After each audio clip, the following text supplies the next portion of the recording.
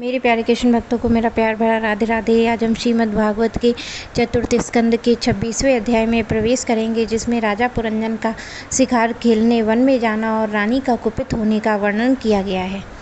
श्री नारद जी कहते हैं, राजन, एक दिन राजा पुरंजन अपना विशाल धनुष, सोने का कवच और अक्षय तरकस धारण कर अपने 11वें सेनापति के साथ 5 घोड़ों के शीघ्रगामी रथ में बैठकर पंचप्रस्थ नामक एक वन में गया। उस रथ में ईशा दंड, 2 पहिए, 1 धुरी, 3 ध्वज दंड, 5 डोरियां, 1 लगाम, 1 सारथी और 1 बैठने का स्थान, 2 जुएं, 5 आयुध और 7 आवरण थे। वह 5 प्रकार की चालों से चलता था तथा उसका साजबाज सब सुनहरा था। यद्यपि राजा के लिए अपनी प्रिया को क्षण भर भी छोड़ना कठिन था, किंतु उस दिन उसे शिकार का ऐसा शौक लगा कि वे उसकी परवाह न करके बड़े गर्व से धनुष बाण चढ़ाकर आखेट करने लगा। इस समय आसुरी वृत्ति बढ़ जाने से उसका चित्त बड़ा कठोर और दयाशून्य हो गया। इससे उसने अपने तीखे बाणों से बहुत से निर्दोष जंगली जानवरों का वध कर डाला। जिसकी मांस में अत्यंत आसक्ति हो, वह राजा केवल शास्त्र प्रदर्शित कर्मों के लिए वन में जाकर आवश्यकता अनुसार अनिषिद्ध पशुओं का वध करके व्यर्थ पशु हिंसा ना करे। शास्त्र इसका उच्छलन प्रवृत्ति को नियंत्रित करता है। राजन, जो विद्वान इस प्रकार शास्त्र नियत कर्मों का आचरण करता है, वह कर्मानुष्ठान से प्राप्त हुए ज्ञान के कारणभूत कर्मों में लिप्त नहीं होता है। नहीं तो मनमाना कर्म करने के लिए मनुष्य अभिमान के वशीभूत होकर कर्मों में बंध जाता है तथा गुण प्रवाह संसार चक्र में पड़कर विवेक बुद्धि के नष्ट हो जाने से अधम योनियों में जन्म लेता है। पुरंजन के तरह तरह के पंखों वाले बाणों से छिन्न भिन्न होकर अनेकों जीव बड़े कष्ट के साथ प्राण त्यागने लगे। उसका वह निर्दयतापूर्वक जीव संहार देखकर सभी दयालु पुरुष बहुत दुखी हुए और वे इसे सह न सके। इस प्रकार वह वहाँ खरगोश, सुअर, भैंसे, नीलगाय, कृष्णमृग, शाही और बहुत से मेध्य पशुओं का वध करते करते राजा पुरंजन बहुत थक गया। तब वह भूख प्यास से अत्यंत शिथिल होकर वन में लौटकर राजमहल में आया। वहाँ उसने यथा योग्य रीति से स्नान और भोजन वृत्ति से निवृत्त हो कुछ विश्राम करके थकान दूर की। फिर गंध, चंदन, माला आदि से सुसज्जित हो सब अंगों में सुंदर सुंदर आभूषण पहनने तथा उसे अपनी प्रिया की याद आई। वह भोजन आदि से तृप्त, हृदय में आनंदित, मद से उन्मत्त हो, काम से व्यथित होकर अपनी सुंदरी भार्या को ढूंढने लगा, किंतु उसे वे कहीं दिखाई न दी।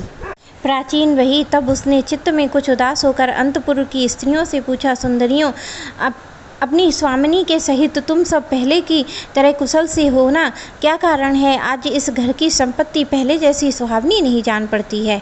घर में माता अथवा पत्नी परायण भार्या ना हो तो वह घर बिना पहियों के रथ के समान हो जाता है।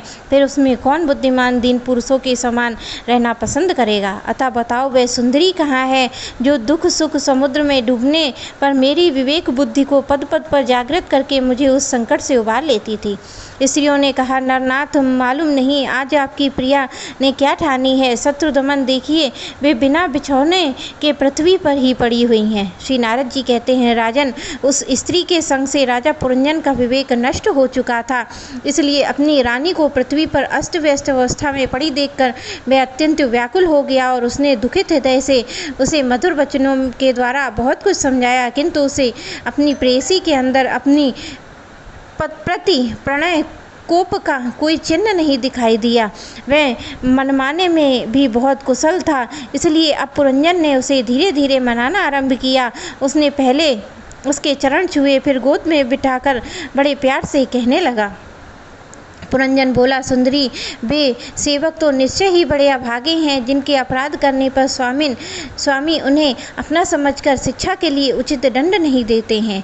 सेवक को दिया हुआ स्वामी का दंड तो उस पर बड़ा अनुग्रह ही होता है। जो मूर्ख, उन्हीं को क्रोध के कारण अपने हितकारी स्वामी के किए हुए उस उपकार का पता नहीं चलता है। सुंदर दंत वाली और मनोहर भवों से शोभा पाने वाली मनस्विनी अब यह क्रोध दूर करो और एक बार मुझे अपना समझकर प्रणय भार तथा लज्जा से झुका हुआ वह मधुर मुस्कानमयी चितवन से सुशोभित अपना मनोहर मुखड़ा दिखा दो। अहो, भ्रमर पंक्ति के समान नीली अलकावली उन्नत नासिका समुद्र वाणी के कारण तुम्हारा वह मुखार बिंदु कैसा मनमोहक जान पड़ता है। वीर पत्नी, यदि किसी दूसरे ने तुम्हारा कोई अपराध किया है तो उसे बताओ। यदि वह अपराधी ब्राह्मण कुल का नहीं है तो मैं उसे अभी दंड देता हूँ। मुझे तो भगवान के भक्तों को छोड़कर त्रिलोकी अथवा उससे बाहर ऐसा कोई दिखाई नहीं देता जो तुम्हारा अपराध करके निर्भय आनंद पूर्वक रह सके। प्रिय, मैंने आज तक तुम्हारा मुख कभी भी तिलकहीन, उदास, मुरझाया हुआ, क्रोध के कारण डरावना, कांतिहीन और स्नेह शून्य नहीं देखा है, और ना कभी तुम्हारे सुंदर स्तनों को ही शोक अश्रुओं से भीगा अथवा बिंबा फल सदृश्य अधरों से स्निग्ध केसर की लीला से रहित देखा है। मैंने व्यसनवश तुम्हें बिना पूछे शिकार खेलने चला गया, इसलिए अवश्य अपराधी हूँ। फिर भी अपना समझकर तुम मुझ पर प्रसन्न हो जाओ। कामदेव के विषम बाणों से अधीर होकर जो सर्वदा अपने अधीन रहता है, उसे अपने प्रिय पति को उचित कार्य के लिए भला कौन कामिनी स्वीकार नहीं करती है। मेरे प्यारे कृष्ण भक्तों को मेरा प्यार भरा राधे